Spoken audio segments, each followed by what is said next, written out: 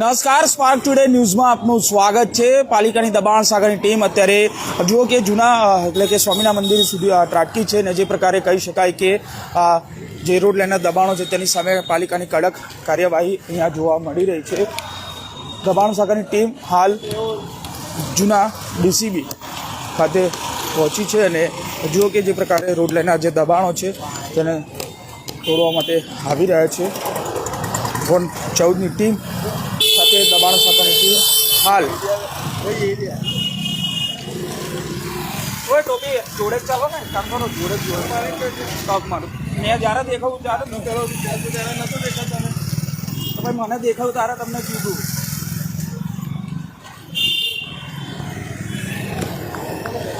હજુ કે જે પ્રકારે દબાણ શાખાની ટીમ અને વોર્ડ નંબર 14ની ટીમ હાલ કાર્યવાહી કરવા માટે ત્યાં પહોંચી છે અને જે પ્રકારે દબાણો બેફામ જે દબાણો છે એ દબાણો સામે કડક કાર્યવાહી હાલ જે ઝુંબેશ છે દબાણ કે ઝુંબેશ હાથ ધરવામાં આવી રહ્યા છે। જો કે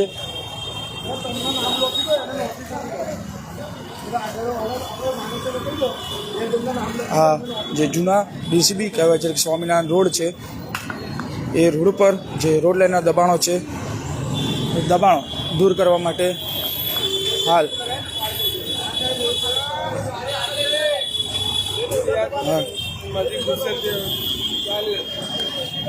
જો કે જે પ્રકારે દબાણ દૂર કરવા માટે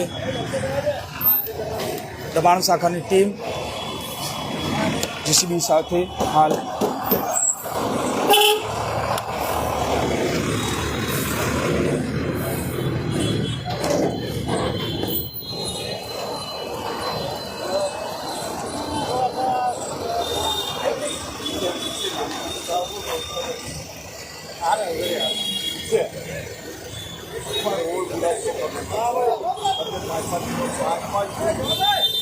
હાલ જે પ્રકારે કહી શકાય કે આ દબાણ શાખાની ટીમ અહીંયા પહોંચી છે। જુઓ કે રોડ લાઇનના જે દબાણો છે એ દબાણો દૂર કરવા માટે વોર્ડ નંબર 14ની ટીમ અને દબાણ શાખાની ટીમ છે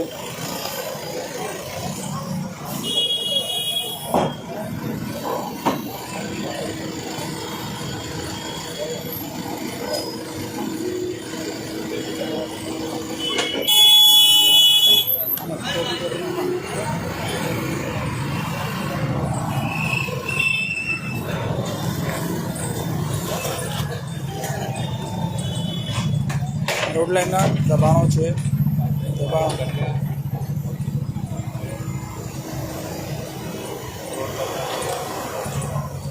રોડ લાઇનના દબાણો છે તે દૂર કરવામાં આવી રહ્યા છે।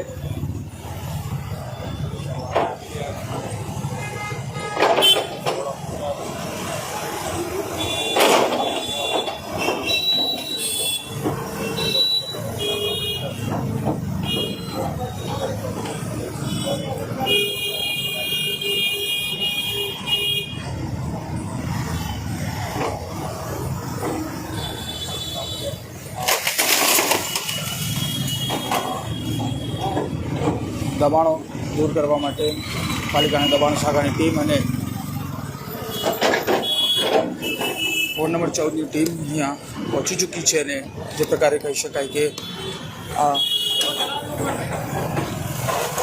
વોર્ડ ઓફિસર કક્ષાના અધિકારી છે તેમની સાથે સીધા વાત કરીશું। રબારી સાહેબ, શું કહેશો, કઈ જગ્યાએ શેની કાર્યવાહી?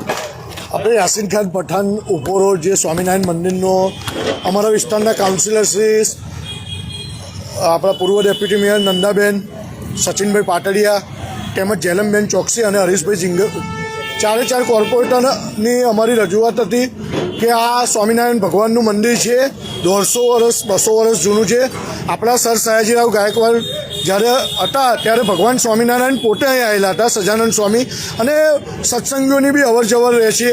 આ રોડ જે તે વખતે કોર્પોરેશને સંપાદન કરીને મોટો કરેલો છે। ત્યાં પબ્લિક પોતાની ખાટલાઓ, નાના નાના પાણી ભરવાની કોઠીઓ એ બધું કરીને દબાણ કરીને રોડને બહુ સાંકડો કરી દીધેલો છે. આજે આપ જોઈ શકો છો જે મોટા મોટા ઓટલા હતા એ બધા ઓટલાઓનું દબાણ દૂર કર્યું છે. જે લોકોના ઘર વખરીના સામાન હતા એ લોકોને બી અમે સૂચના આપી છે કે ભાઈ હવેથી મૂકતા ના, નહીં તો વારંવાર આ રોડનું ઓપરેશન કરવામાં આવશે. અને જે મટન ચિકનની લારીઓ છે, દુકાનો છે, એ દુકાનોવાળાને બી અમે કહીએ છીએ કોઈની રોજીરોટી અમે છીનવવા માગતા નથી, પણ લોકોની ધાર્મિક લાગણી ના દુભાય એ રીતે પલડો રાખીને ઢાંકીને મેં માર્કેટિંગ ઇન્સ્પેક્ટરને બી વાત કરી છે કે એ બી એમના રીતે આ મટનની દુકાનોની સામે કાર્યવાહી કરવામાં આવશે. સાહેબ, જે રીતે વાત કરીએ તો અત્યારે પણ દબાણ તોડવામાં આવી રહ્યા છે. રોડ લાઈનના કેટલા દબાણો તો શું અત્યારે કેટલો સામાન જપ્ત કરવામાં આવ્યો? આમાં પાછળ એક ટ્રક ભરીને સામાન જપ્ત કરેલ છે અને હજુ બી કાર્યવાહી ચાલુ જ છે. પાણીગેટ દરવાજા સુધી અમે લેવામાં આવશે.